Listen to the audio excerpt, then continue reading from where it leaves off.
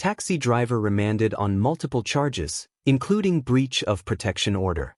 Guyana Times. Giovanni De Weaver, a 36-year-old taxi driver from the Durban Backlands squatting area in Georgetown, has been remanded to prison after appearing before Acting Chief Magistrate Faith McGusty on several charges, including breaching a protection order, unlawful wounding, and using threatening language. De Weaver appeared at the Georgetown Magistrates' Courts in connection with a violent altercation that occurred on April 2, 2025, in Durban Backlands. Meanwhile, the virtual complainant in the case, Peter Rogers, also a 36-year-old electrician from Durban Backlands, was granted $25,000 bail after he too appeared in court facing charges related to the same incident. Rogers pleaded not guilty to the charges. The case arises from an ongoing dispute between the two men.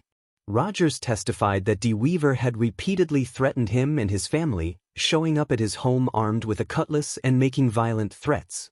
According to Rogers, on April 2, De Weaver came up his stairs brandishing a cutlass while his children were present, and he had previously threatened to burn down Rogers' house and shoot him. Rogers recounted that after being threatened by De Weaver on April 2, he confronted him, leading to a scuffle between the two.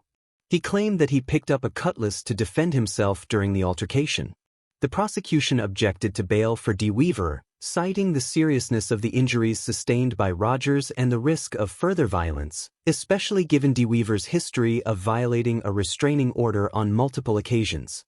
The magistrate noted that De Weaver had breached the 5-year restraining order within just 2 years and posed a continued threat to Rogers' safety.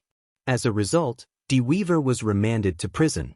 Rogers, on the other hand, expressed fear for his family's well-being and indicated that he had installed a fence around the property where De Weaver also resides, complete with 2 gates for protection.